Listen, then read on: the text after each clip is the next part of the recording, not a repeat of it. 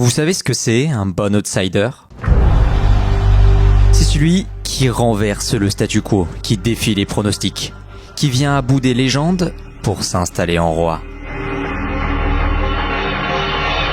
Le genre d'histoire, de performance, qui semble tout droit sorti d'un film et qui vous font aimer la compétition.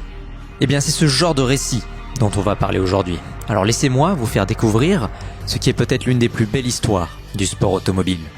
Et vous inquiétez pas, aujourd'hui, on va parler d'amitié, de résilience et de courage. Donc même si vous êtes novice en sport automobile, ça ne vous empêchera pas de passer un bon moment. Bon, l'équipe à laquelle on va s'intéresser aujourd'hui, c'est elle. Y a pas à dire, c'est vraiment une livrée de légende. C'est étrange parce que, même si aujourd'hui tous les fans de F1 savent ce que cette voiture blanche et fluo représente, l'équipe dont elle est issue n'a existé qu'une seule petite année avant de disparaître dès sa seconde saison. Alors comment est-ce que dans le sport le plus cher du monde, est-il possible de dominer dès sa première année et de disparaître tout de suite après? Eh bien pour le savoir, il faut revenir sur l'histoire de Brown GP. Naître, dominer et s'évaporer en une année.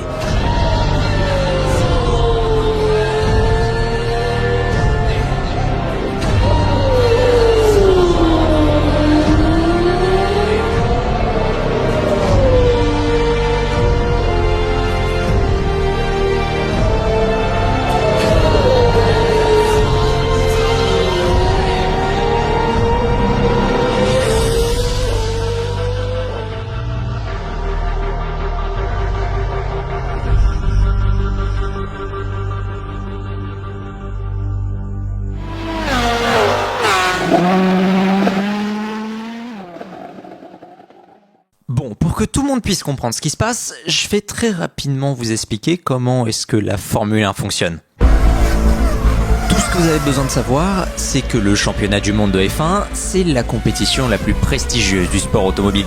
Chaque année, les 20 meilleurs pilotes s'affrontent sur des circuits aux 4 coins du monde, dans des courses nommées Grand Prix, au volant de voitures conçues par l'une des 10 équipes de Formule 1.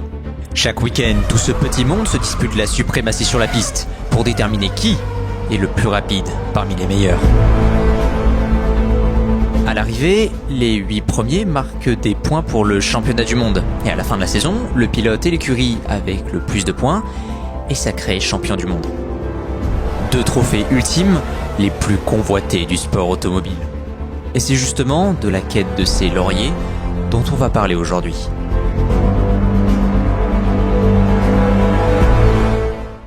Notre histoire commence en décembre 2008. Alors que la saison 2009 de Formule 1 s'apprête à démarrer d'ici quelques semaines, l'écurie Honda met la clé sous la porte. Il faut dire que la crise financière a beaucoup secoué le monde du sport automobile. Et malgré quelques résultats prometteurs en 2005 et 2006, les 2 dernières saisons ont été difficiles pour la marque japonaise. L'écurie est devenue un gouffre financier que le constructeur nippon ne veut plus avoir à assumer. D'autant plus que le championnat 2009 marque le début de l'un des plus gros changements de règlement de l'histoire de la Formule 1, visant à rendre les courses plus serrées et spectaculaires. Sont alors abandonnés les complexes et rapides monoplaces des années 2000 et entrent en jeu des voitures visuellement simplifiées, plus longues et moins larges. Le retrait de Honda est aussi brutal qu'inattendu, surtout que la RA109, destinée à la prochaine saison, est déjà quasiment développée. Le truc, c'est que une écurie de Formule 1, c'est pas juste 2 pilotes dans 2 voitures. C'est aussi des dizaines de mécanos pour s'occuper des monoplaces, des centaines d'ingénieurs pour les concevoir et des milliers d'employés d'usine pour pouvoir les fabriquer. C'est une entreprise, en fait, avec des gens qui travaillent et dont la vie dépend de cette entreprise. Donc, quand une écurie disparaît, c'est absolument désastreux. Et pour Ross Brawn, l'ancien PDG, c'est absolument hors de question. Il a donné sa vie pour cette écurie, plus il a entre ses mains celle de milliers de personnes. Alors non, c'est tout simplement impossible qu'Honda disparaisse. Donc, avec les différents cadres de l'équipe, Ross Brawn rachète pour un pound symbolique l'écurie laissée par Honda. Ce qui fait probablement de cette pièce l'un des investissements les plus rentables de l'histoire. Et du coup voilà, on a une nouvelle équipe de Formule 1 qui va s'appeler Brown GP.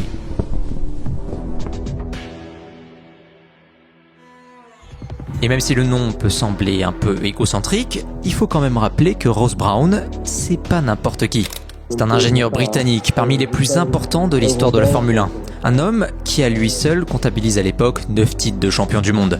C'est lui qui a fait revenir Honda en Formule 1. C'est lui qui a forgé les armes légendaires de Michael Schumacher. C'est lui qui a aussi bien su gagner en Formule 1 qu'en endurance. C'est tout simplement l'un des plus grands concepteurs de voitures de course de l'histoire.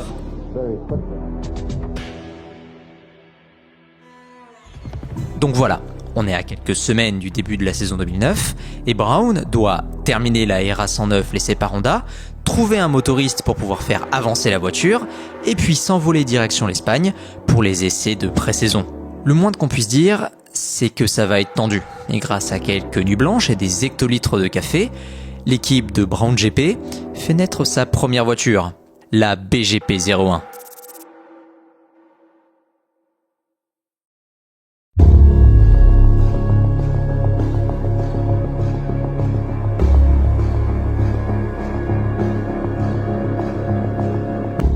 En Formule 1, les essais de pré-saison sont un moment aussi attendu par les équipes que par le public.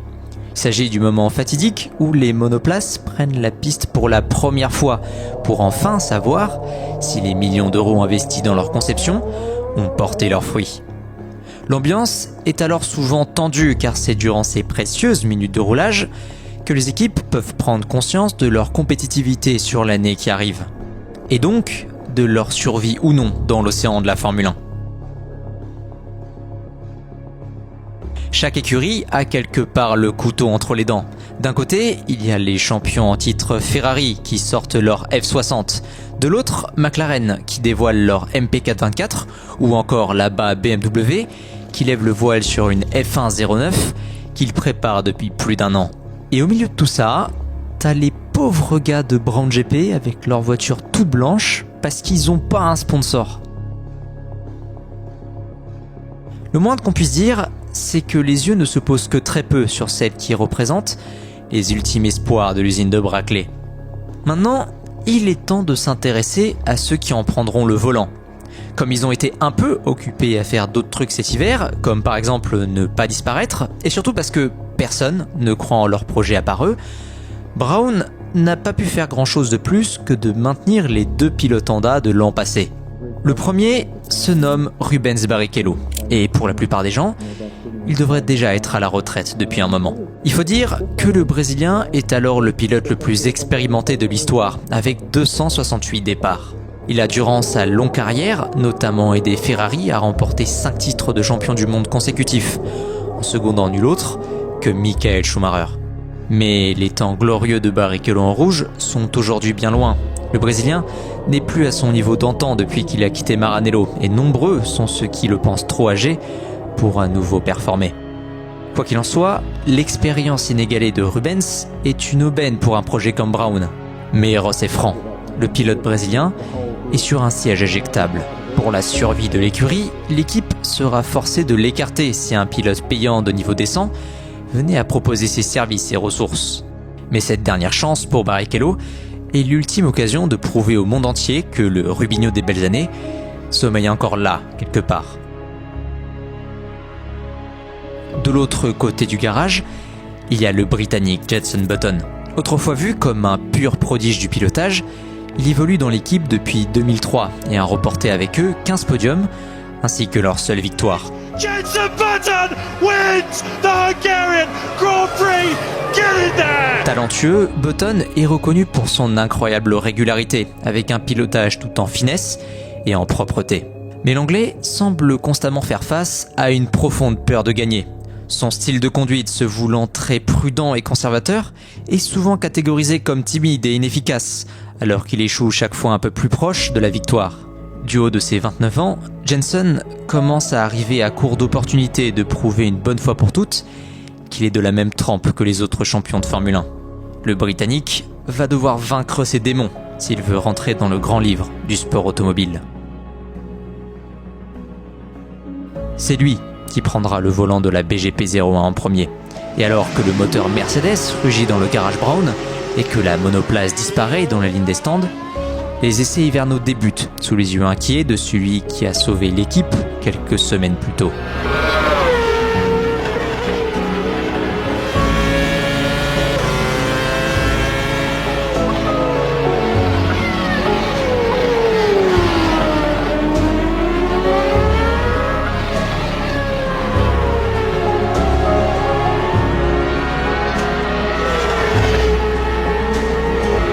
Quelques heures plus tard, le paddock observe étonné Brown GP proposer un rythme bien supérieur aux autres écuries. Bon, c'est vrai qu'en principe, les temps autour lors de ce genre d'essai ne veulent pas dire grand-chose, tant les écuries tentent de cacher leurs cartes pour la saison en approche. Les pilotes vont parfois même jusqu'à freiner avant la ligne d'arrivée pour ne surtout pas attirer l'attention sur leur chrono et donc leur voiture. Beaucoup pensent d'ailleurs que Brown a volontairement privilégié des tours rapides et peu chargés en essence pour inscrire les meilleurs temps possibles et attirer de nouveaux sponsors. Il n'empêche qu'être 2 secondes plus rapide au tour, même en pré-saison, a quelque chose d'intriguant. Et si Ross Brawn avait en fait bien conscience de la valeur de ce qu'avait laissé Honda? Eh bien, pour le savoir, il faut se donner rendez-vous au premier Grand Prix de la saison. Donc, où est-ce qu'on va ?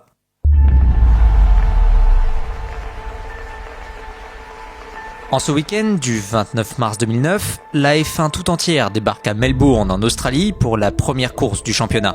Dans quelques heures, chacun sera enfin fixé sur qui a réussi à négocier au mieux le virage technique de 2009. Et pour nos hommes en blanc, il est temps de savoir si les nuits blanches et les sueurs de l'hiver ont valu le coup. Après quelques essais visant à apporter les ultimes réglages aux voitures, il est désormais temps de sortir les armes pour se battre. La première épreuve à laquelle Brown va devoir faire face est la qualification. En Formule 1, l'ordre de départ des courses est déterminé par une séance qui s'appelle la qualif. Pendant cette session, le but est de réaliser le meilleur temps chrono possible sur un tour. Les pilotes et les voitures sont alors poussés à leur maximum dans la recherche du tour parfait, une quête de la moindre fraction de seconde, un exercice de talent pur et de précision. Mais lorsqu'on danse de même avec la limite, la moindre erreur peut coûter cher, et il suffit du moindre écart, du moindre instant d'inattention pour que les conséquences soient terribles. Alors que la session se termine et que les différentes équipes abattent enfin leur vraie carte, le monde tombe des nues. Les champions du monde en titre Ferrari sont perdus en milieu de grille. McLaren, qui était leur concurrent il y a encore quelques mois, sonde le ventre mou du plateau. Des équipes autrefois moyennes comme Williams, Red Bull et Toyota sont quant à elles catapultées aux avant-postes. Bon, et là-dedans, où est Brown GP ?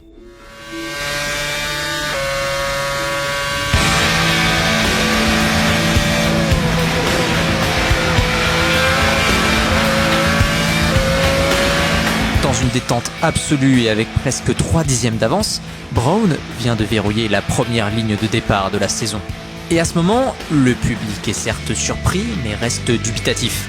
Pour eux, Brown a juste eu de la chance, et les autres écuries galèrent simplement à extraire le potentiel de leur voiture. Pour la presse, tout devrait revenir à la normale lors de la course. Ce à quoi Brown répond « OK » et remporte sans pression le Grand Prix d'Australie, premier et second. Je vous avais dit, on parle de légende ici. Le résultat est historique et a pour effet immédiat d'attirer l'attention sur cette petite écurie formée en seulement quelques mois. Faut dire que ce genre de performance, à savoir réussir à gagner lors de sa première course, c'est vraiment le genre de chose qui n'est pas censé arriver en Formule 1. Après tout, c'est juste le sport le plus complexe et le plus cher du monde, si bien qu'il faut généralement aux constructeurs, même les plus fortunés, plusieurs années pour pouvoir espérer de décrocher ne serait-ce qu'un podium. Alors comment est-ce qu'une petite écurie inconnue et fauchée a-t-elle pu à ce point déjouer les pronostics ? Ok, vous voyez cette forme là à l'arrière de la voiture ? Ça s'appelle un double diffuseur, et sans trop rentrer dans les détails techniques, c'est ce qui rend la voiture aussi foutrement rapide. En Formule 1 et dans le sport automobile en général, les concepteurs sont soumis à des règles qui dictent ce qu'ils ont droit de faire ou non sur leur voiture. Ce règlement a pour but de garantir un contrôle sur les performances des différentes voitures et d'amener une sorte d'équité entre les constructeurs, afin de garantir du spectacle lors des courses. Comme précisé plus tôt, la saison 2009 marque un grand virage technique en Formule 1 et Brown a trouvé une faille dans la réglementation qui leur permet, grâce à ce double diffuseur, de générer beaucoup plus d'appui aérodynamique à l'arrière de la voiture que les autres. Conséquence, la voiture est absolument imbattable en virage, le genre de truc pratique sur une piste de Formule 1 où il y en a tendance à en avoir quelques-uns. Mais la première victoire de Brown ne plaît pas à tout le monde. Pendant que les Britanniques soulèvent leur premier trophée, les autres écuries font appel pour faire interdire ce double diffuseur. Et de ce fait, une enquête est ouverte par la FIA pour déterminer si oui ou non cet appendice est légal. S'il venait à être interdit, Brown perdrait non seulement ses points marqués au championnat, mais surtout ses chances de victoire. Il faut dire que ce double diffuseur ne peut pas être copié facilement, car il demande au concepteur de déplacer la boîte de vitesse de la voiture et donc de la reconcevoir, ce qui peut prendre plusieurs mois, pendant lesquels il aurait impossible de gagner. Quoi qu'il en soit, cette voiture blanche et jaune est, à la sortie de la première manche, de loin la meilleure du plateau. Mais est-ce que Brown sera capable de garder son avance le long de la saison, alors que les autres équipes rattrapent leur retard en développement ? Eh bien le public va pas attendre longtemps avant de le savoir.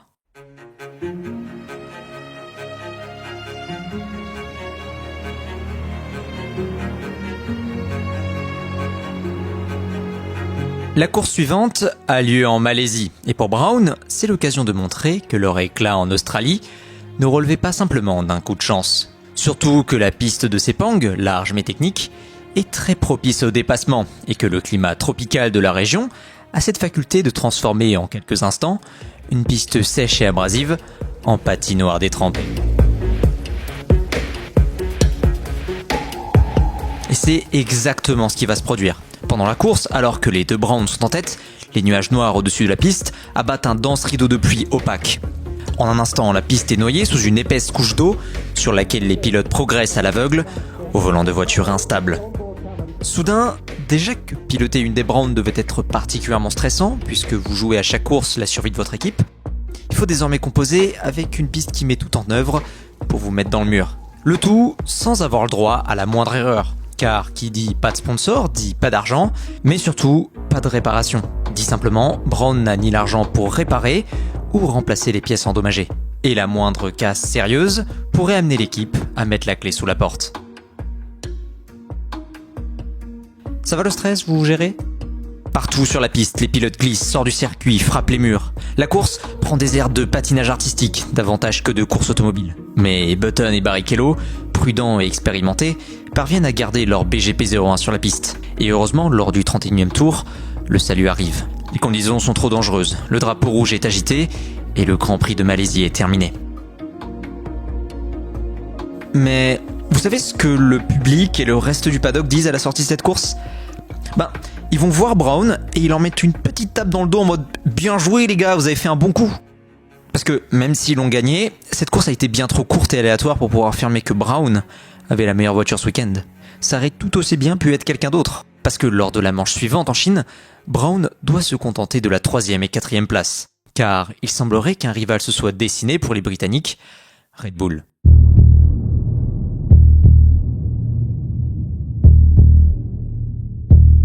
Et il faut dire qu'à ce moment-là, l'écurie autrichienne fait vraiment peur.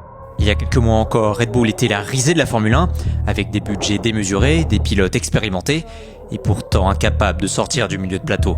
Et ils étaient d'autant plus risibles qu'à la tête de leurs ingénieurs, Red Bull avait déniché la star parmi les stars, celui qui avait révolutionné la Formule 1 depuis les années 90, Adrian Newey. Ça faisait 10 ans que Newey, du haut de ses 7 titres de champion du monde, donnait aux Autrichiens des monoplaces capricieuses et à la performance aléatoire. Pour beaucoup, Newey était juste un ancien, qui était resté bloqué sur ses idées dépassées, incapable de s'adapter aux évolutions de la Formule 1. Le truc c'est que, une équipe comme ça, avec des grands noms qui galèrent, ça peut être le symptôme d'un manque d'adaptation, mais ça peut aussi être dû à un manque de temps de développement. La vérité, c'est que Red Bull et Newey, depuis qu'ils ont pris connaissance des nouveaux règlements, développent dans l'ombre leur voiture pour 2009, afin d'en faire une véritable machine à gagner. L'équipe a tout misé sur ce virage technique, et cet RB5 que Red Bull aligne, il l'a préparé en fait depuis plus de 3 ans.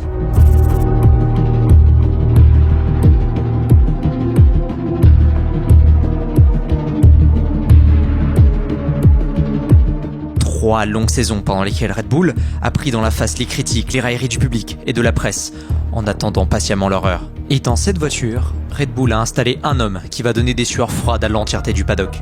Un pilote qu'ils ont repéré dès ses 12 ans en karting et dont ils ont financé la carrière, afin de s'assurer non seulement qu'il bénéficierait de la meilleure préparation physique et mentale, mais surtout pour s'assurer que ce diamant brut ne leur échapperait pas. Ce jeune Allemand blondiné aussi talentueux que drôle s'appelle Sebastian Vettel et se prépare depuis toujours à marquer l'histoire de la Formule 1. Red Bull, c'est la Formule 1 moderne et cartésienne par excellence, propre, calculée, millimétrée. Si Red Bull gagne, c'est parce que, entre le moment où la voiture est sortie du garage pour les premiers essais et le moment où elle a passé la ligne d'arrivée, ils ont commis précisément 0 erreur. Donc, même s'ils n'ont pas encore le précieux double diffuseur de Brown, ils seront toujours blottis dans leur pot d'échappement, en attendant la moindre erreur des Blancs ou le moindre avantage à saisir. Mais revenons à Brown, chez qui, malgré l'absence de victoire, souffle un vent de soulagement. Dans les paddocks, la FIA, organisatrice du championnat du monde de Formule 1, déclare le double diffuseur utilisé par Brown légal. Ce qui veut dire que les victoires et les points gagnés par l'équipe sont validés. Et Brown peut désormais se concentrer sur le reste de la saison pour tenter de retarder au maximum le retour inéluctable des autres écuries sur leur performance.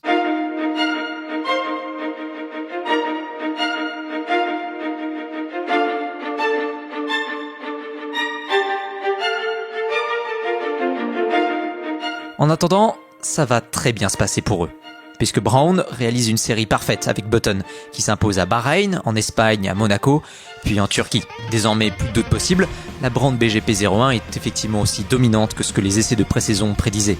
Et Jenson, pour la première fois de sa carrière, possède enfin une machine capable de se battre pour le championnat pilote. Mais malgré l'avance confortable de Brown à la suite des 7 premières courses, le titre est encore loin, très loin. D'autant plus que le prochain Grand Prix a lieu à domicile pour Brown et Button, à Silverstone, en Angleterre.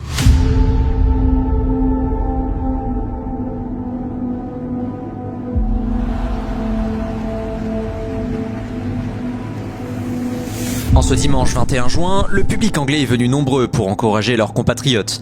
Tous scandent les noms de leur jeune champion Lewis Hamilton et du leader du championnat Jenson Button.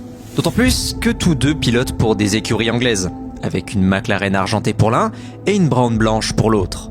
Brown et Button espèrent alors plus que tout voir Silverstone prendre vie en criant leur nom. Surtout que la piste anglaise, avec ses courbes rapides et techniques, est le terrain de jeu idéal pour une voiture très efficace aérodynamiquement comme la BGP 01. Mais ça ne va pas être aussi simple, parce que Button ne se qualifie que 6ème. La pole position a été subtilisée par l'Allemand Sebastian Vettel, au volant d'une Red Bull qui semble au-dessus de la concurrence sur ce tracé technique. Il va vraiment falloir sortir une grande course si Button veut voir Silverstone s'enflammer.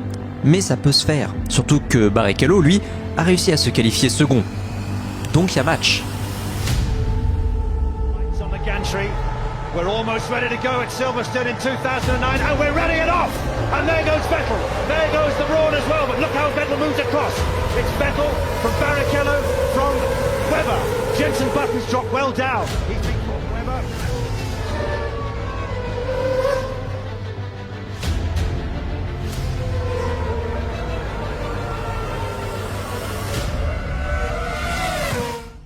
Sauf que non, Brown s'est fait écrasé par Red Bull. Il n'y a même pas eu de suspense. C'est un Grand Prix où on a vu Vettel rouler sans stress tout le long de la course pendant que les deux Brown étaient juste là à se faire bully par des voitures vraiment plus lentes.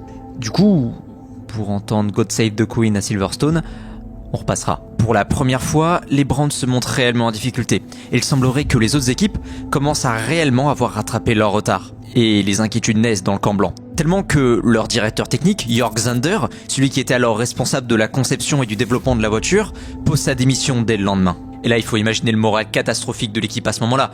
Ils sont déjà dégoûtés de s'être fait exploser à domicile par Red Bull, mais en plus, le type qui portait les espoirs de tenir la distance avec les autres niveau performance est parti. Si bien que la presse commence à dire que le rêve éveillé de Brown est peut-être fini, et que d'ici quelques courses, ils seront dépassés par tous. Mais au milieu de tout ça, Ross Brawn, le directeur, se veut rassurant. Parce qu'il est convaincu que les mauvaises performances de ce week-end à Silverstone ne sont qu'une simple déconvenue. Pour lui, le potentiel maximal de cette voiture n'est pas encore atteint et il prépare déjà sa revanche face à Red Bull.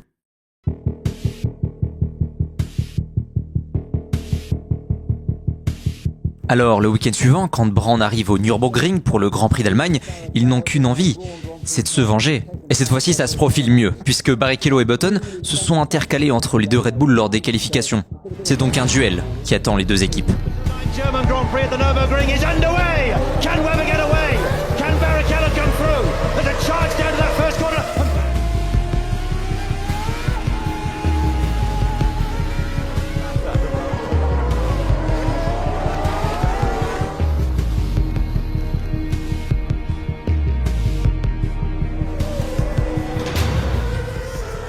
Mais finalement non. Même si Barrichello avait réussi à prendre la tête quelques tours, il se fera ensuite dépasser par la gauche, par la droite et chute jusqu'à la 5e position. Idem pour Button qui finit 6e pendant que les deux Red Bull dominent à nouveau. Pour Brown, c'est l'humiliation et Rubens sort de sa monoplace furieux.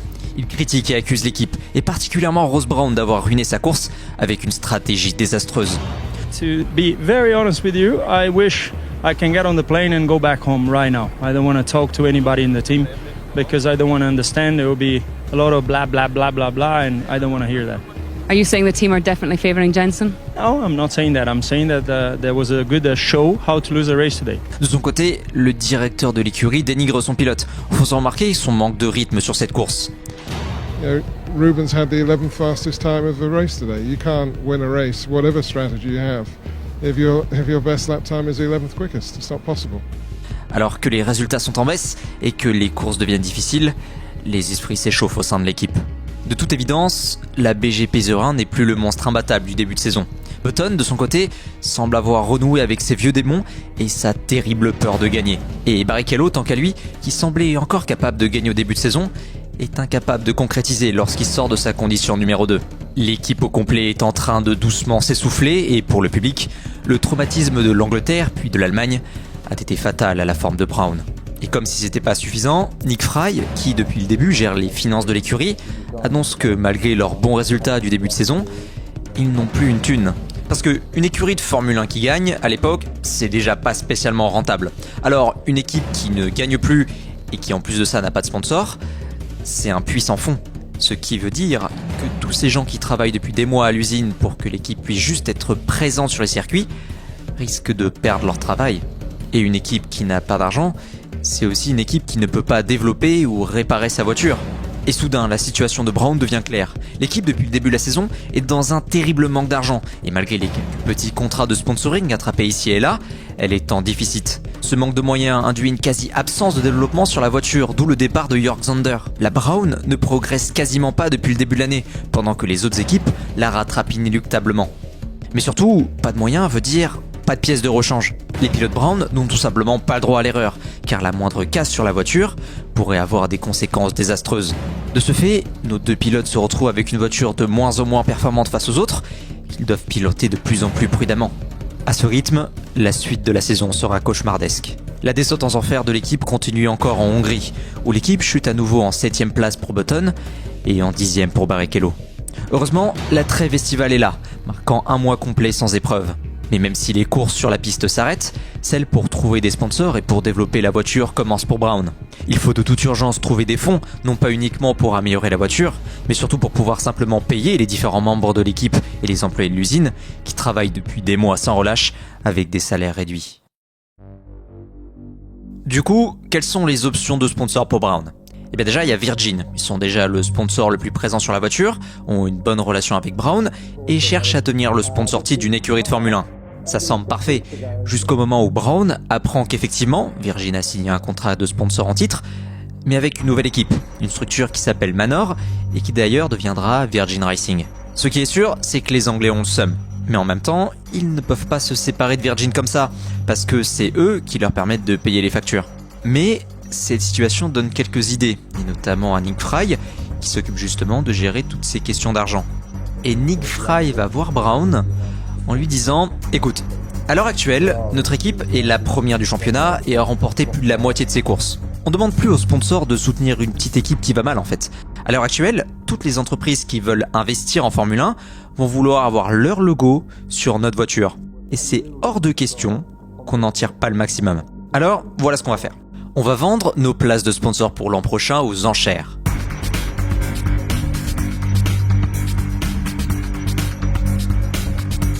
Mais surtout, on va faire en sorte que les différents acheteurs soient anonymes, comme ça ils ne savent jamais qui joue en face d'eux. Et cette idée attire l'attention, parce que quelques jours plus tard, le téléphone de Fry sonne. Une grosse entreprise automobile, qui souhaite à tout prix rester anonyme, l'invite chez eux pour discuter d'un contrat.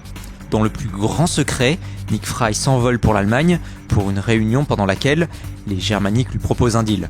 Si Brown est champion, alors l'entreprise rachètera l'écurie. Dans le cas contraire, elle la laissera disparaître. Et ben voilà qui me semble tout à fait raisonnable, monsieur l'Allemand anonyme. Mais en attendant, grâce à l'argent des autres sponsors obtenus pendant l'hiver, Brown va enfin pouvoir redevenir une écurie de F1 presque normale.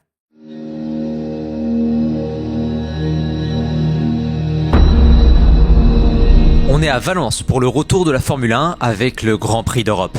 Et pendant que les différentes équipes se mettent en jambes avec leur monoplace améliorée, Brown tente une énième fois de corriger les défauts apparus sur la voiture au cours de la saison. Mais il y a de l'espoir, parce que pendant l'été, tout le monde a travaillé fort à l'usine pour essayer de préparer une voiture qui pourrait enfin retourner aux avant-postes.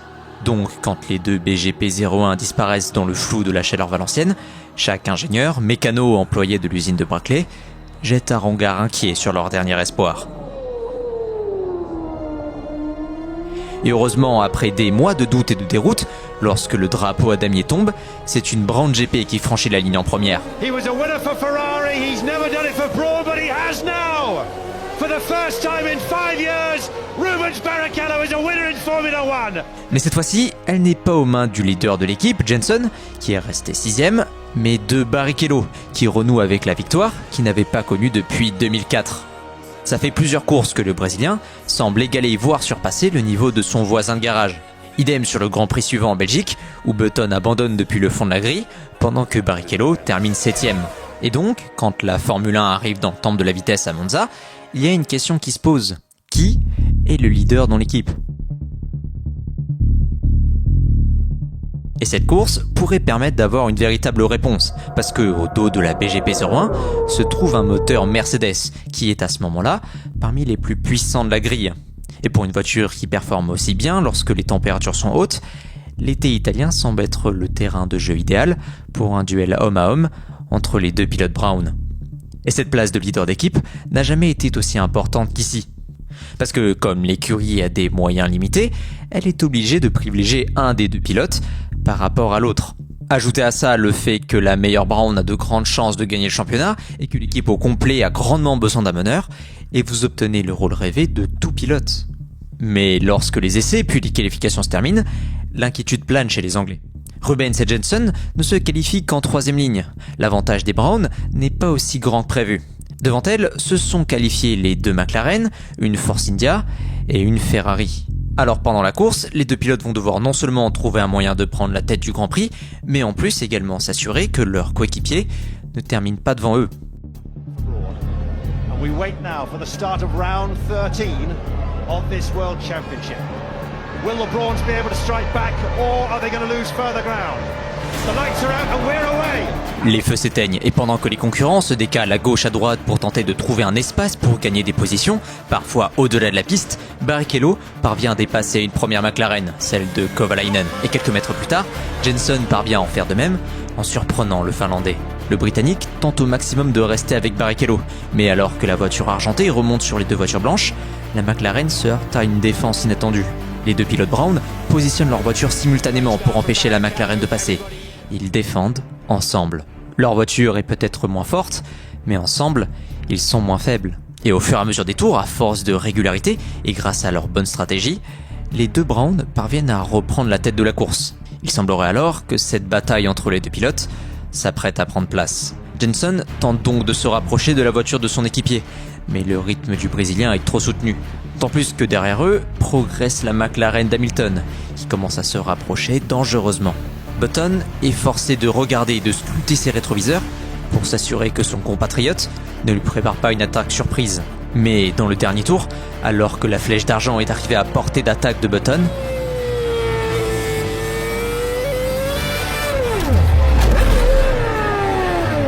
ça y est, le dernier kilomètre est libre pour les deux Brown.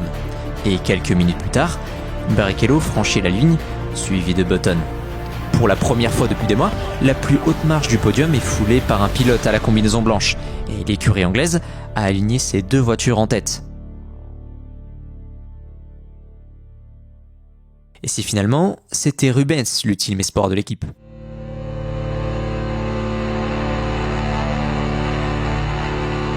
Et si le numéro 2 éternel, celui qui avait toujours vécu dans l'ombre des légendes, était en passe d'accéder à la lumière.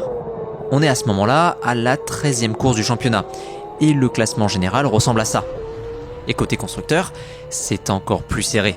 Le problème, c'est que c'est vraiment pas le moment de se poser ce genre de questions, parce que des tensions internes comme ça n'arrange pas du tout les affaires de Brown. Parce que maintenant, non seulement la voiture perd en performance course après course, mais en plus, les deux pilotes ne collaborent plus. Dans ce climat, il devient presque impossible de maximiser les points chaque week-end, et Red Bull, qui continue à performer, se rapproche beaucoup. L'écurie autrichienne s'impose dans les courbes rapides de Suzuka. Et il semblerait alors que tout le destin de Brown va se jouer à la prochaine course, à Sao Paulo, au Brésil.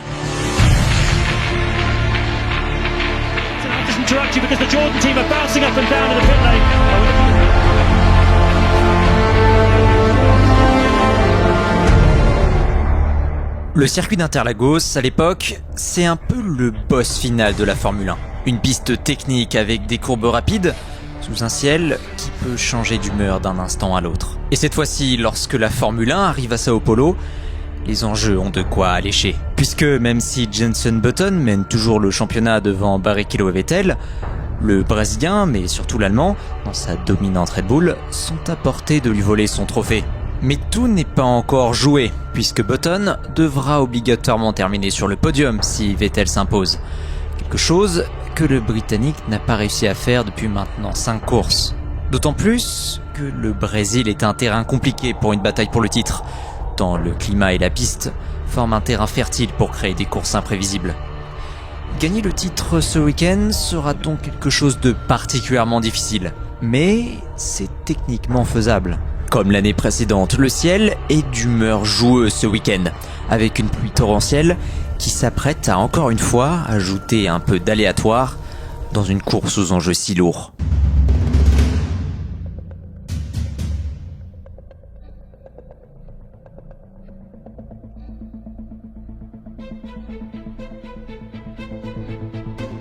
Et justement, dès le samedi, les qualifications seront une véritable hécatombe. Sous une pluie battante, les pilotes partent un à un spectaculairement à la faute. Mais au milieu du chaos, c'est une Brown qui décroche la pole position.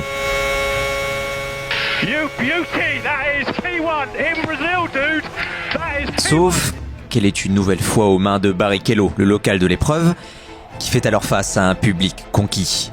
De son côté, Button est relégué loin à la 14e place. Mais heureusement, son principal rival, Vettel, a lui aussi vécu une qualification compliquée et s'élancera juste derrière lui sur la grille. Le jour de la course est là, et voici l'objectif de Button. Terminer au minimum 5e. S'il y parvient, il remporte enfin son titre de champion du monde, et Brown, par la même occasion, deviendrait champion des constructeurs, ce qui lui permettrait de sauver son avenir. Sauf qu'au matin de la course, la piste est sèche, ce qui contribue à rendre les écarts de performance entre les voitures plus importants. La mission de Button devient beaucoup plus compliquée.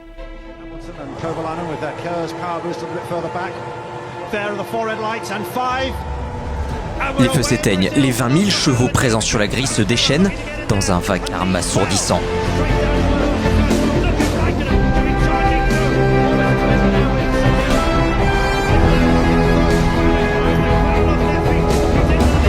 Rapidement, Button est en bataille avec la Renault de Grosjean, mais ne parvient pas à le dépasser. Soudain, à la sortie d'une courbe rapide, une pluie de débris de carbone coupant frappe la visière et le corps de l'Anglais. Alors que son regard se porte vers le prochain virage, il aperçoit au milieu d'un léger nuage de fumée un impact entre deux voitures. Dans un spectaculaire accident, Trulli, Sutil et Alonso sont mis hors course. Le crash est violent et a pour conséquence de faire sortir la voiture de sécurité. Certains pilotes décident alors de plonger dans la ligne des stands pour tenter un coup stratégique. Parmi eux, Raikkonen et Kovalainen, tous deux devant Button, lui offrent alors 2 places supplémentaires. Dès la fin du premier tour, Jenson Button est propulsé à la 2e place. Mais il n'a pas le temps de souffler. Quelques virages plus tard, la course reprend. Button parvient à dépasser la Renault, mais derrière eux, Vettel lui emboîte le pas. Il doit alors rapidement dépasser la Williams de Nakajima devant lui, s'il ne veut pas être vulnérable face à son rival allemand. Heureusement, le Japonais est en difficulté et ne parvient pas à résister aux attaques de l'Anglais.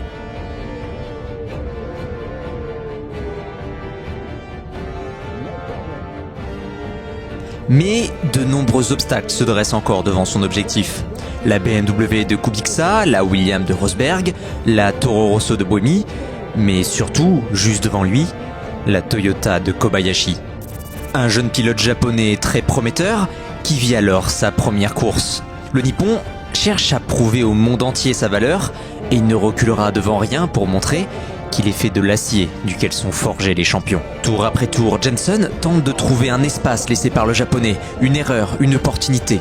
Mais dans la Toyota, le jeune pilote reste solide et fait preuve d'une remarquable constance. Pendant plus de 20 boucles, le japonais résiste aux attaques de Jenson, mais le temps presse. Derrière eux, les deux Allemands, Rosberg et Vettel, remontent. Il n'y a plus le choix, il va falloir être agressif, prendre des risques. Alors, au 23e tour, Jenson joue un coup de poker. Il tente de surprendre la Toyota en plongeant au premier virage. Il se décale et saute sur les freins. Il parvient à se porter à la hauteur de la Toyota et à la dépasser. Mais une fois arrivé dans le virage, il va trop vite et sa voiture commence à glisser. À cet instant, les chances de titre de Jenson ne tiennent plus qu'à sa capacité à rester sur la piste.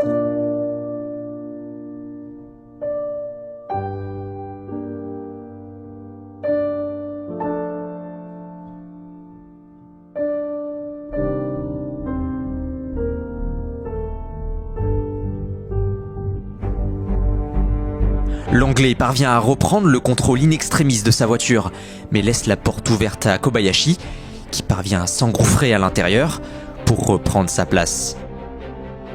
Ça n'a pas marché, il va falloir recommencer. Alors, le tour suivant, lorsque Jenson s'approche à nouveau de la Toyota et du premier virage, il le sait. Il n'a plus le droit à l'erreur, il ne peut plus se permettre de manquer son attaque à nouveau. L'Anglais sent son cœur s'accélérer.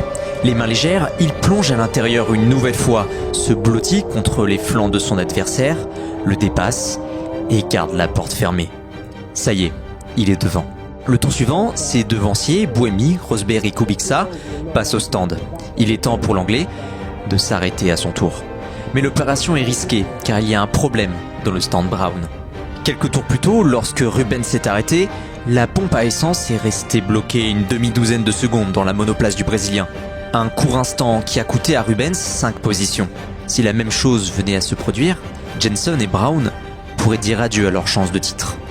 La Brown numéro 22 entre dans la ligne des stands, sous les yeux concentrés des mécaniciens. La voiture s'arrête dans le box, se soulève, juste le temps pour les mécanos de faire leur chorégraphie avant de repartir. Tout s'est bien passé.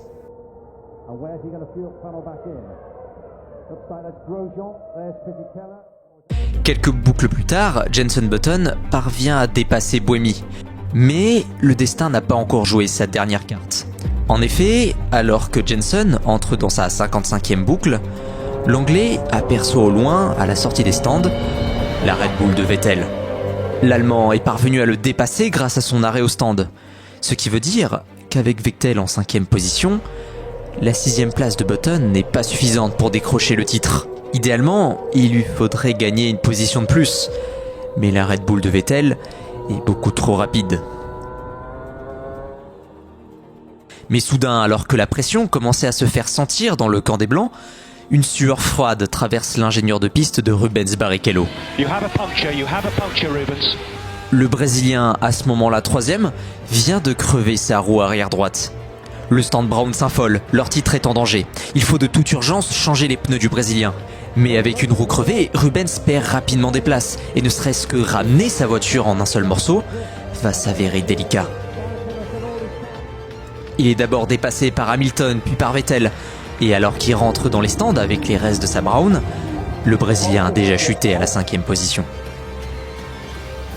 Il doit absolument terminer au moins 8e si Brown veut espérer remporter le titre. La voiture blanche s'arrête devant le stand Brown. Les mécanos réalisent une ultime fois leur mouvement pour tenter de faire repartir la voiture blanche à temps. Pendant qu'ils enclenchent leur outil dans les écrous des roues, les ingénieurs sur le muret des stands aperçoivent la McLaren de Kovalainen, actuellement 9e, apparaître au début de la ligne droite des stands. Si elle dépasse le Brésilien, tout est perdu. La Brown retombe au sol. Rubens enclenche la première, bondit vers la sortie des stands et retourne sur la piste. Il est 8e.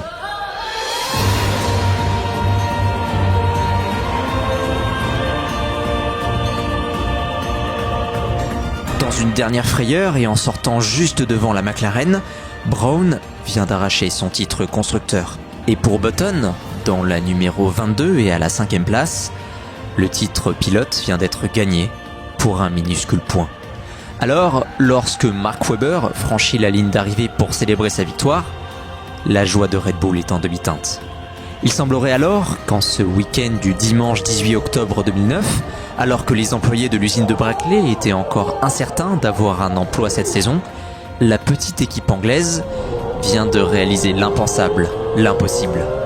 Dans sa première saison, la plus jeune écurie du plateau, Brown GP, est couronnée championne du monde.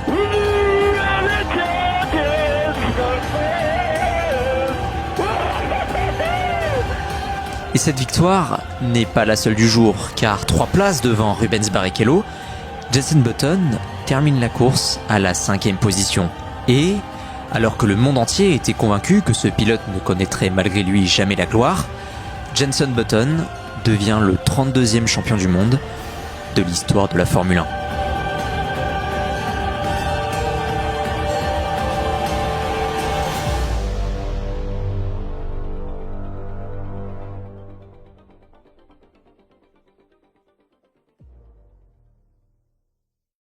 Mais du coup, comment est-ce qu'une équipe pourtant championne du monde a pu se volatiliser à l'issue de sa première saison ?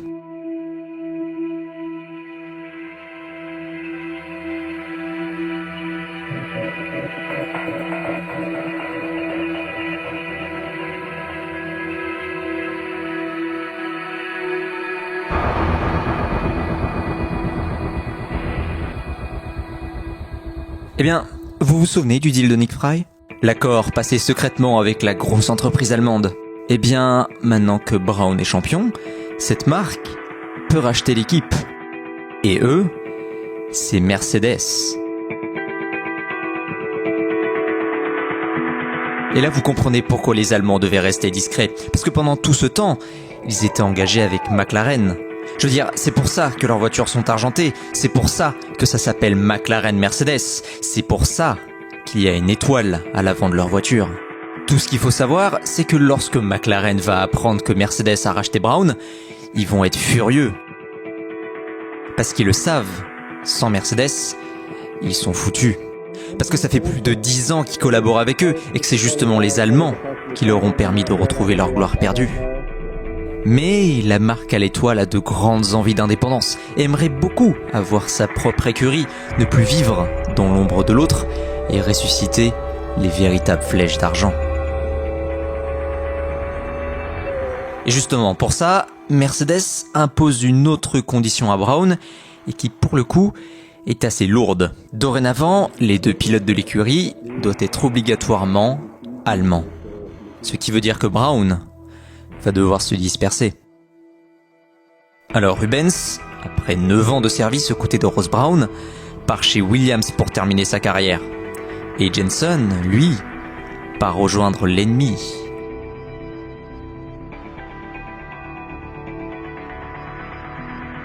Celui qui va reprendre le siège laissé par Rubens, c'est un prometteur pilote germanique qui s'appelle Nico Rosberg. Mais dans la seconde voiture, l'écurie va sortir un pilote de sa retraite, alors que plus personne ne l'attendait. Un nom qui secouera encore une fois le monde de la F1 tout entier. La légende, parmi les légendes, Michael Schumacher. Mais bon, malgré ce très bon duo de pilotes, Mercedes va un peu perdre au change lors de sa première année. En fait, ils pensaient qu'en récupérant l'équipe championne du monde, ils auraient une voiture déjà compétitive pour l'année suivante. Sauf que non, puisque la MGP W01, c'est à peu près la Brown de l'an dernier, avec une peinture grise. Donc leur première saison va pas super bien se passer. Mais avec cette première voiture, qui aurait dû d'ailleurs être la BGP 02, Mercedes, Ross Brown, Nico Rosberg et Schumacher poseront ensemble les bases de l'une des plus grosses dominations de l'histoire du sport automobile. Une structure au record absolu. 8 titres de constructeurs consécutifs, 7 championnats des pilotes et une domination sans partage sur le sommet du sport automobile.